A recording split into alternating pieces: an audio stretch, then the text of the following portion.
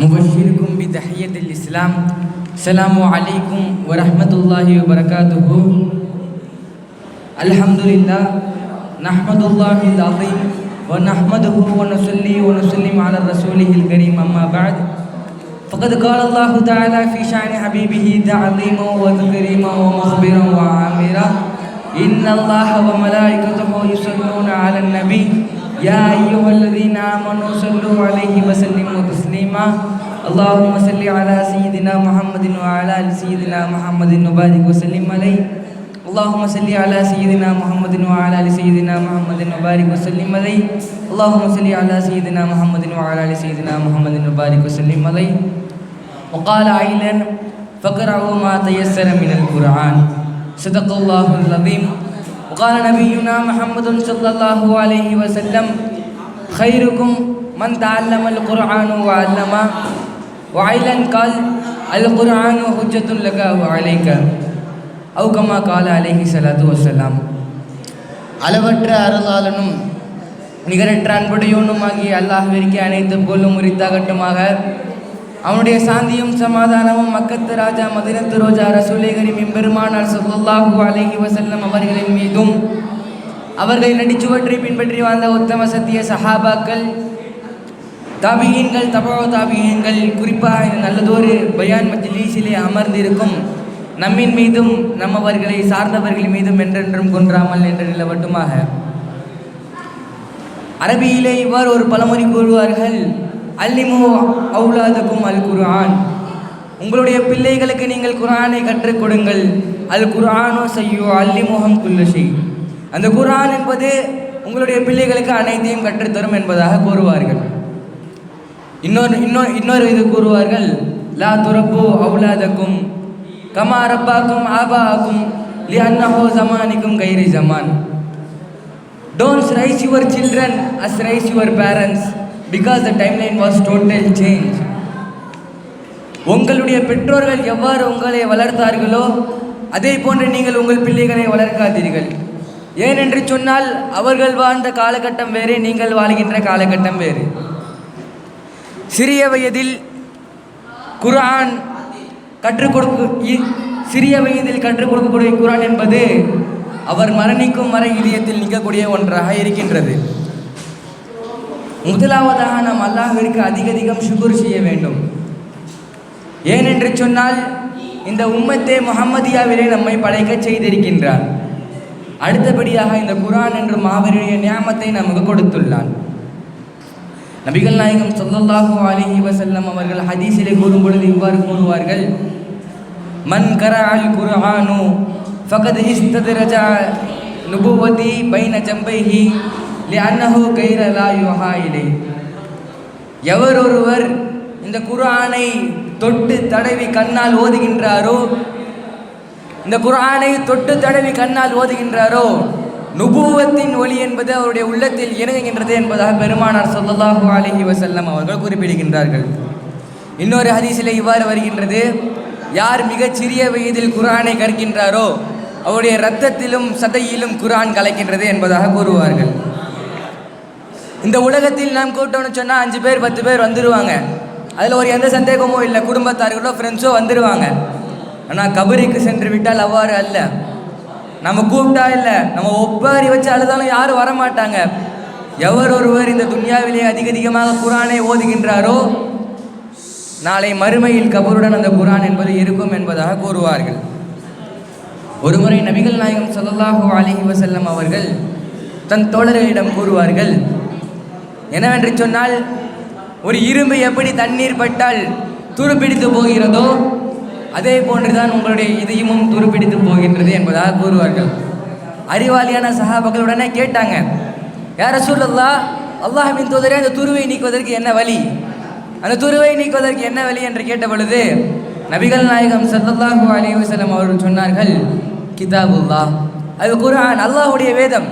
அல்லாஹ்வுடைய கஸீரஹு ஸிக்ருல் மௌத் வ திலாவத்தில் குர்ஆன், மரணத்தை அதிகம் நினைப்பதும் இன்னும் குர்ஆன் ஓதுவதுமே ஆகும். யார் ஒருவர் மரணத்தை அதிகம் நினைக்கின்றாரோ, இன்னும் அதிகமாக குர்ஆனை ஓதுகின்றாரோ அவருடைய இதயத்தினுடைய துருவை என்பது நீங்குகின்றது என்பதாக கூறுகின்றார்கள். ஒரு முறை பெருமானார் ஸல்லல்லாஹு அலைஹி வஸல்லம் அவர்கள் மஸ்ஜிது நபவியிலே அமர்ந்திருந்தார்கள். அவளை சுற்றி அவர்களின் தோழர்களான சஹாபாக்கள் அமர்ந்திருந்தார்கள். இப்பொழுது நபிகள் நாயகம் ஸல்லல்லாஹு அலைஹி வஸல்லம் அவர்கள், நான் இறந்ததற்கு பின்பு உங்களுக்கு சில சோதனைகள் வரும் என்பதாக கூறினார்கள். உடனே சஹாபாக்கள், what is the solution for that, அதற்கு தீர்வு என்ன என்று கேட்ட பொழுது நபிகள் நாயகம் ஸல்லல்லாஹு அலைஹி வஸல்லம் அவர்கள் அழகாக கூறினார்கள், அல் குர்ஆன் கிதாபுல்லாஹ், இந்த அல்லாஹ்வுடைய வேதம் குர்ஆன் தான். அதை கூறிவிட்டு தொடர்ந்து கூறுவார்கள், ஃபீஹி நபஉ மா கபலக்கும், உங்களுக்கு முன்னால் என்ன நடந்தது என்பதாக எல்லாம் இந்த குர்ஆனிலே பதிவு செய்யப்பட்டிருக்கின்றது. வ கபரு மா பஅதக்கும், இப்போ இருக்க சயின்ஸ் நம்மளுக்கு புரியல, அடுத்து என்ன நடக்க போகுதுன்னு நம்மளுக்கு தெரியல, ஆனால் இந்த குர்ஆனிலே அனைத்தும் பதிவு செய்யப்பட்டிருக்கின்றது. வ ஹுக்குமும் மா பைனக்கும், உங்களுக்குள்ள ஏதோ பிரச்சனையா இந்த குர்ஆன்கிட்ட கேளுங்க, அனைத்து தீர்வுகளும் இந்த குர்ஆனிலே இருக்கின்றது என்பதாக நபிகள் நாயகம் ஸல்லல்லாஹு அலைஹி வஸல்லம் அவர்கள் கூறினார்கள். 1400 ஆண்டுகளுக்கு முன்பதாக கூறினார்கள். There were no laptops and ஐஃபோன்ஸோ லேப்டாப்ஸோ அந்த காலத்தில் இல்லை. அப்பொழுது நபிகள் நாயகம் ஸல்லல்லாஹு அலைஹி வஸல்லம் அவர்கள் இவ்வாறு கூறினார்கள், எந்த வேதங்களை எடுத்துக்கொண்டாலும் எந்த புக்ஸை எடுத்துக்கொண்டாலும் குறை என்பது இருக்கும். இந்த குர்ஆனிற்கு மட்டும் 5 தனிச்சிறப்புகள் இருக்கின்றது. வேறு எந்த இதுக்கும் இந்த தனிச்சிறப்பு இல்லை. இந்த 5 தனிச்சிறப்பு வேறு எந்த இதுக்கும் இல்லை. அதிலே முதலாவதாக கூறினார்கள், அல்லாஹ் தான் இறக்கனா, அல்லாஹ் தான் தௌராத்தை இறக்கனா, அல்லாஹ் தான் இஞ்சில இறக்கனா, அல்லாஹ் தான் ஜபூரை இறக்கனா, அல்லாஹ் தான் மற்ற வேதங்களை இறக்கினான். ஆனால் குர்ஆனுக்கும் அந்த வேதங்களுக்கும் வேறுபாடு இருக்கின்றது. முதலாவதான சிறப்பு என்னவென்று சொன்னால், கலாமுல்லாஹ், இந்த வார்த்தை, அல்லாஹ் தான் தௌராத்தை இறக்கினான், அல்லாஹ் தான் ஜபூரை இறக்கினான், அல்லாஹ் தான் இஞ்சிலே இறக்கினான். ஆனால் எதையும் அல்லாஹ் வார்த்தையாக சொல்லலை, எழுத்தி ஒரு பதிவேடு மூலமாக இறக்கினான். ஆனால் இந்த குர்ஆன் மட்டுமே அவன் பேசி ஜிப்ரீல் அலைஹிஸ்ஸலாம் அவர்களிடத்தில் அனுப்பினான். ஜிப்ரீல் அலைஹிஸ்ஸலாம் அவங்க நபிகள் நாயகத்தில் பேச்சு மூலியமாக சொன்னது. எனவே தான் கலாமுல்லா என்ற வார்த்தை வந்தது. நபி தோழர்களில் ஒருவரான இக்ரிமா இப்னு அபூ ஜஹல் ரலியல்லாஹு என்ற சஹாபி, அவர் எப்பொழுதெல்லாம் குர்ஆனை ஓத ஆரம்பிக்கின்றாரோ அப்பொழுது ஹாதா கலாமு ரப்பி என்று தான் சொல்லி தான் ஆரம்பிப்பார் என்பதாக கூறினார்கள். அடுத்து இரண்டாவது தனிச்சிறப்பு என்னவென்று சொன்னால், நபிகள் நாயகம் ஸல்லல்லாஹு அலைஹி வஸல்லம் அவர்களுக்கு ஆயிரக்கணக்கான அற்புதங்கள் நிகழ்த்தப்பட்டது. ஆயிரக்கணக்கான முஅஜிசாத்துகளை நிகழ்த்தினார்கள். விரலசைவால் நிலவை பிளந்தார்கள். கண்களின் மூலம் நிறைய முஅஜிசாத்துகளை செய்தார்கள். ஆனால் அவை அனைத்தும் நபிகள் நாயகம் காலத்திலே முடிந்துவிட்டது. அவங்க காலத்துக்கு பிறகு எதுவும் வரவில்லை. இப்போ வரைக்கும் கியாமத்து நாள் வரைக்கும் இருக்கும் ஒரே ஒரு பெரிய முஅஜிசாத் என்னவென்று சொன்னால் அல் குர்ஆன். தமிழில் வினை தொகைன்னு சொல்லுவாங்க. 3 அர்த்தம் இருக்கும் ஒரு வார்த்தைக்கு. இந்த குர்ஆன் என்பது ஒரு வினைத்தொகை. ஓதப்பட்டது, ஓதப்படுகின்றது, ஓதப்படப்போவது என்பதாக 3 அர்த்தங்களை உடைய வார்த்தை தான் இந்த அல் குர்ஆன். மூன்றாவது தனிச்சிறப்பு என்னவென்று சொன்னால், எந்த நூல் எழுதப்பட்டாலும் அதிலே ஒரு குறை இருக்கும். ஃபஸ்ட்டு அவங்க எழுதி பப்ளிஷ் பண்ணிடுவாங்க. செகண்ட் பப்ளிஷில் குறையை நீக்கி ஏதாவது ஒன்று சேர்த்துருப்பாங்க, இல்லாட்டி நீக்கியிருப்பாங்க. அரபியில் அழகாக சொல்லுவாங்க ஜாமியா ஓ மானியா, சேர்க்கறதை நீக்கிறதுன்னு அழகாக சொல்லுவாங்க. எப்பொழுது இந்த குர்ஆன் இறங்கப்பட்டதோ அப்பொழுதிலிருந்து எந்த ஒரு தவறும் இல்லை, எந்த ஒரு பிழையும் இல்லை, ஜாமியும் இல்லை, மானியாவும் இல்லை, சேர்த்தலும் இல்லை, நீக்குதலும் இல்லை என்பதாக இந்த குர்ஆன் இருக்கின்றது. நான்காவது தனிச்சிறப்பு என்னவென்று சொன்னால், இந்த குர்ஆன் மக்களை பார்த்து ஓப்பன் சவால் விடுது. ஃபாது பி சூரத்தி மின்ஹா உம்சிலிஹா, இதை போன்ற ஒரு சூறாவை கொண்டு வார்கள் என்பதாக ஓப்பன் சேலஞ்சு. எந்த கிதாபும் இந்த மாதிரி விடவில்லை, எந்த வேதமும் இந்த மாதிரி சவால் விடவில்லை. ஆனால் இந்த குர்ஆன் என்பது இவ்வாறான ஒரு சவாலை விட்டது. அதை பார்த்து அந்த காலத்தில் வாழ்ந்த இலக்கிய வாய்ந்த நபர்கள், கவிஞர்கள் எல்லாம் ஆச்சரியப்பட்டாங்க. கவிஞர்கள்லாம் ட்ரை பண்ணி தோத்துட்டாங்க. இந்த குர்ஆனுக்கு முன்னாடி யாராலையும் நிற்க முடியல. பலாக இலக்கணம், இலக்கியம் என்பது அந்த காலத்தில் ஊடுருவி கடந்தது. அந்த இலக்கணமே இந்த குர்ஆனை பார்த்து திகைத்து விட்டது. அப்படிப்பட்ட இலக்கியத்தின் மூலம் இந்த குர்ஆன் என்பது இறங்கப்பட்டது. ஐந்தாவதாக கூறினார்கள், அல்லாஹ்வே இந்த கிதாபை பாதுகாக்கின்றான். அல்லாஹ் தஆலா குர்ஆனிலே இவ்வாறு கூறுகின்றான், வ இன்னா லஹு லஹாஃபிதூன், இந்த வேதத்தை நாமே பாதுகாக்கின்றோம் என்பதாக கூறுவான். வேறு எந்த வேதத்தையும் அல்லாஹ் பாதுகாக்கவில்லை, அப்படியும் சொல்லவில்லை.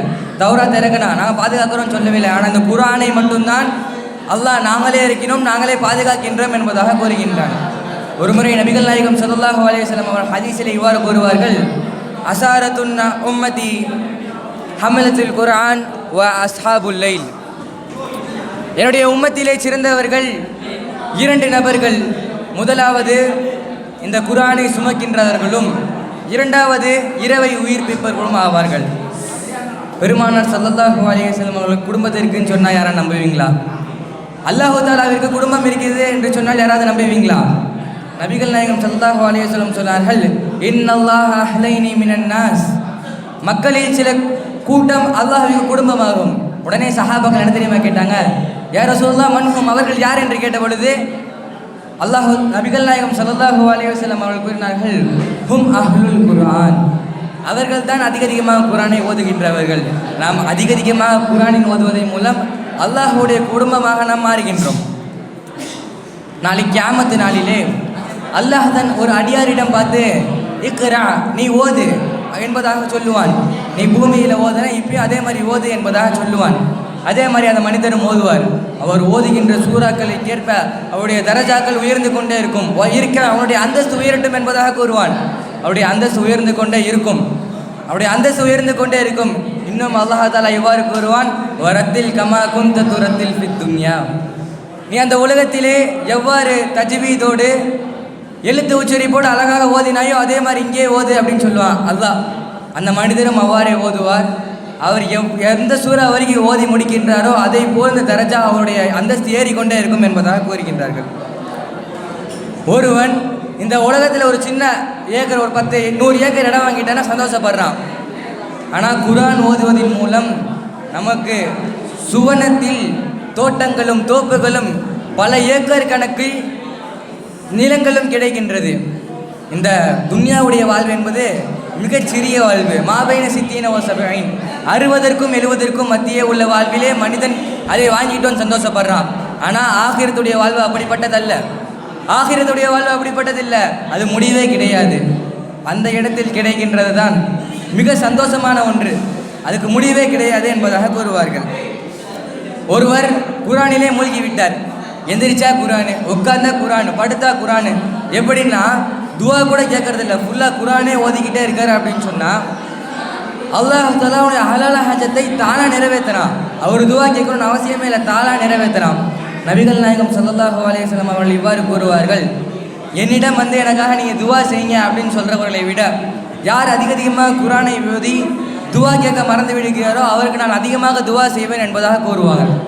இன்னும் அல்லாஹ்வே சொல்லுவான், நான் துவா கேட்பவரை விட அதிகமாக குர்ஆன் ஓதுபவர்களுக்கு அதிகமாக தருவேன் என்பதாக கூறுவான். அது மட்டும் இல்லை, அஜர்த்துங்க எனக்கு வந்து குர்ஆன் ஓத தெரில, திக்கி தான் ஓத வரும் அப்படின்னு சொல்கிறாங்க. அந்த திக்கி குர்ஆன் ஓதுபவர்களுக்கும் 2 கூலி உள்ளது. முதலாவது கூலி எதுக்கு என்று சொன்னால் அவன் குர்ஆன் ஓதுகின்றான், அதற்காக ஒரு கூலி. இரண்டாவது கூலி வந்து அவர் முயற்சி செய்கிறான், தொடர்ந்து ஓத முடியல, அதனால் முயற்சி செய்கிறான். அப்படி செய்வதற்காக 2வது கூலி கிடைக்கப்படுகிறது என்பதாக கூறுகின்றார்கள். சில பேர் எங்களுக்கு ஓதவே தெரில, நாங்கள் ஓதாமல் இருந்துக்கலாமா அப்படின்னு கேட்குறாங்க. ஆனால் இஸ்லாத்தில் வந்து குர்ஆன் ஓதாமல் இருக்க அனுமதியே கிடையாது. ஓத தெரிலனாலும் ஓத முயற்சி பண்ணணும். Today's development has been developed, today's technology have been developed. அவர் என்ன ஓத தெரிலையா, யூடியூப்குள்ளே போகலாம், குரோம்குள்ளே போகலாம், போய் குர்ஆன் அடித்தா அழகாக வருது, அதை கேட்பதின் மூலமும் நமக்கு நன்மை கிடைக்கின்றது என்பதாக கூறுவார்கள். அபு சயீத் அல் ஹுத்ரி என்ற ஒரு நபித்தோழர் அந்த ஹதீஸை அறிவிப்பார். முஹாஜிரின் சஹாபாக்கள் மிகவும் ஏழையான சஹாபாக்கள். அவர்கள் வந்து ஒரு இடத்தில் ஒன்று கூடி, அவளோட துணி எப்படிப்பட்டு இருக்குன்னா ஓட்ட துணி தான், நெருக்கி உட்காந்து மறைச்சிப்பாங்க. அவங்களோட ஓட்டையே மற்ற தெரியாமல் மறைச்சிப்பாங்க. இப்போ நடுவில் ஒருத்தர் வந்து குர்ஆனை ஓதுறாரு, மற்றவங்கெல்லாம் கேட்குறாரு. அந்த இடத்தில் நபிகள் நாயகம் ஸல்லல்லாஹு அலைஹி வஸல்லம் அவர்கள் வருகின்றார்கள். அப்படி வந்த பொழுது அந்த மனிதர்கள் கூறுகின்றார்கள், யா ரசூலுல்லாஹ், இந்த மாதிரி நாங்கள் ஒன்று கூடினோம், எங்களுக்கு மத்தியிலே ஒரு நபர் குர்ஆனை ஓதினா நாங்கள் அனைவரும் கேட்டோம் என்று சொல்லும் போது நபிகள் நாயகம் ஸல்லல்லாஹு அலைஹி வஸல்லம் அல்ஹம்துலில்லாஹ் என்று கூறினார்கள். அப்துல்லா இப்னு மஸ்ஊத் என்ற நபித்தோழர் தன்னுடைய சக்கராத்துடைய ஹால் மரண தருவாயில் இருக்கின்றார். உஸ்மான் ரலியல்லாஹுடைய ஹிலாஃபத்தின் போது இந்த காரியம் நடக்கின்றது. அப்பொழுது உஸ்மான் ரலியல்லாஹு வந்து அந்த அப்துல்லா இப்னு மஸ்ஊத் ரலியல்லாஹு அவங்கள்ட்ட வந்து வராங்க. அந்த மாதிரி உங்களுடைய சக்கராத்துடைய ஹால் இருக்கீங்க, மரண தருவாயில் இருக்கீங்க, நாங்கள் தான் டாக்டரை கூப்பிட்டு வரட்டா அப்படின்னு கேட்டப்ப, இந்த நோயை கொடுத்தவனும் அந்த டாக்டர் தான், அந்த டாக்டரே எனக்கு இந்த ஷிஃபாவை தருவான். அதாவது அல்லாஹ் குறிப்பிடுறாங்க, அந்த அல்லாஹ்வே எனக்கு ஷிஃபா தருவான் என்பதாக குறிப்பிட்டார்கள். எனக்கு எந்த டாக்டர்லாம் வேணாம், அல்ல எனக்கு ஷிஃபா தந்தால் தரட்டும் அப்படின்ட்டாங்க. அடுத்து அவள் மரணிக்கும் தருவாய் சென்று விட்டது. உடனே அந்த உஸ்மான் ரலியல்லாஹு சொன்னாங்க, உங்களுக்கு பெண் பிள்ளைகள் அதிகமாக இருக்கின்றது, உங்களுக்கு பெண் பிள்ளைகள் அதிகமாக இருக்கின்றது, நாங்கள் ஏதாவது இந்த பைத்துல் மால் ஏதாவது உங்களுக்கு பெண் பிள்ளைகள் தரணும் அப்படின்னு கேட்டப்ப அப்துல்லா இப்னு மஸ்ஊத் ரலியல்லாஹு அன்ஹு அவர்கள் சொன்னார்கள், நபிகள் நாயகம் ஸல்லல்லாஹு அலைஹி வஸல்லம் அவர்கள் சொன்னாங்க, அல்லிமு நிசாஅக்கும் சூரத்துல் வாக்கியா, உங்களுடைய பெண் பிள்ளைகளுக்கு நீங்கள் சூரத்துல் வாக்கியாவை கற்றுக் கொடுங்கள் என்பதாக கூறினார்கள். நான் என்னுடைய அனைத்து பெண் பிள்ளைகளுக்கும் சூரத்துல் வாக்கியாவை கற்றுக் கொடுத்தேன்.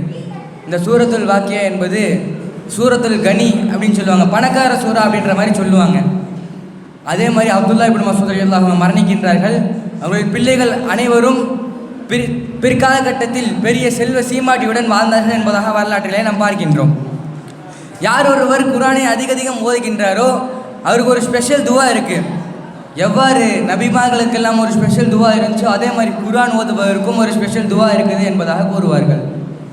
அது மட்டுமல்ல, இந்த குர்ஆன் என்பது நம்ம நல்லபடியாக ஓதி அதன்படி அமல் செய்தால் நம்மளுக்கு மறுமை நாளில் சாதகமாக சாட்சி சொல்லும். அதே போன்று அதை ஓதாமல் அமல் செய்யாமல் இருந்தால் மறுமை நாளில் நமக்கு பாதகமாக சாட்சி சொல்லும்.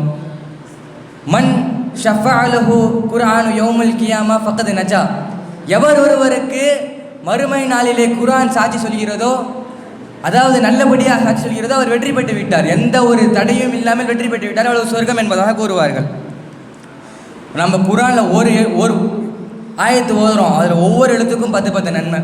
இப்போ அலிஃப்லாம் மீம் ஓதுறோம்னா அலிஃப்க்கு 10 நன்மை, லாமுக்கு 10 நன்மை, மீமுக்கு 10 நன்மை. இந்த மாதிரி நம்ம ஓதுகின்ற ஒவ்வொரு எழுத்துக்கும் நன்மை சேர்ந்து கொண்டே இருக்கின்றது. ஒருவர் தொழுகையில் நின்று குர்ஆனை ஓதுகின்றார், அதற்கு 100 நன்மை. ஒருவர் தொழுகையில் இல்லை நின்று நிலையில் குர்ஆனை ஓதுகின்றார், 100 நன்மை. உட்கார்ந்த நிலையில் ஓதுகிறார், 50 நன்மை. தொழுகையில் இல்லை வெளியே ஒழு செஞ்சுட்டு ஓதுகின்றார்னால 25 நன்மை. ஒழு இல்லாமல் ஓதினால் 10 நன்மை. இவ்வாறு நாம் எவ்வாறு குர்ஆன் ஓதினாலும் நமக்கு நன்மை எது கிடைத்து கொண்டே இருக்கிறது என்பதாக கூறுவார்கள்.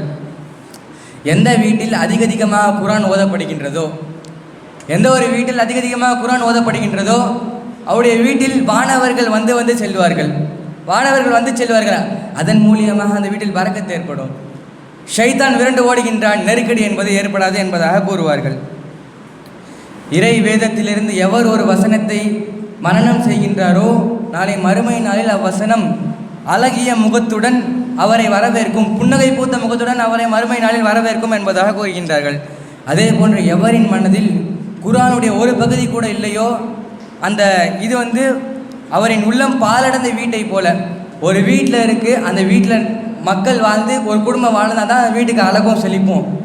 யாருடைய உள்ளத்தில் குர்ஆன் ஒரு பகுதி கூட இல்லையோ அவருடைய உள்ளம் என்பது பாலடைந்த வீட்டை போல என்பதாக கூறுவார்கள். தஜ்வீத் முறையில் குர்ஆன் ஓதுவதும் ஒரு முஸ்லிமின் மீது கடமையாகும்.